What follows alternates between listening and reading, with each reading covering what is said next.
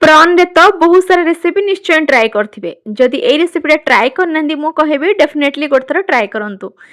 जेमिति कि प्रॉन रे तो बहुत सारा मसला देकी तो ट्राई निश्चय करथिबा और समर टाइम रे जेमिति खरा होची ना बेले बेले इच्छा हुए ना एक्स्ट्रा ऑयल मसाला बेसे किछि तामझाम करिबिनी सिंपल बनेबी आ जदि आपन घरे कोकोनट अछि और जन्ही अछि ताले प्रॉन रे ए रेसिपीटा बहुत इजी निश्चय बने पारिबे बहुत ही कम टाइम लागे सिंपल सोरिष तेल रे मु कला जीरा पकेली काटी धोई रखिबा आलू टेस्ट अनुसार लूण हळदी गोटे तेजपत्र देकी 30% तक कुक होला पर्यंत सटे कली सेटा 30% कुक होला पर काटी रखिथबा जन्ही पकेइली आउ कोकोनट ग्रीन चिली आउ जीरा आउ गार्लिक रो गोटे पेस्ट बनैथिली सेटा को पकेके आउ 5-7 मिनिट पळिया कुक करली जेमते टिके मसला ड्राई हे जिवो सेटा टिके ड्राई होला भितर मु पानी देके ताको छाडी देली सेटा फुटिबा भितर मु एठी प्रॉन रे गोटे ग्रीन चिली टेस्ट अनुसार लूण आउ टिके लेंबू रस देके ताको फाइन पेस्ट करनेली तापर एठी गोल गोल करके सेटा फुटी आसीबा भितर ही छाडी देबे और लिड कवर करबे निमती ओपन ही छाड़िबे लास्ट रे 10-15 मिनिट कुक हवा पई देबे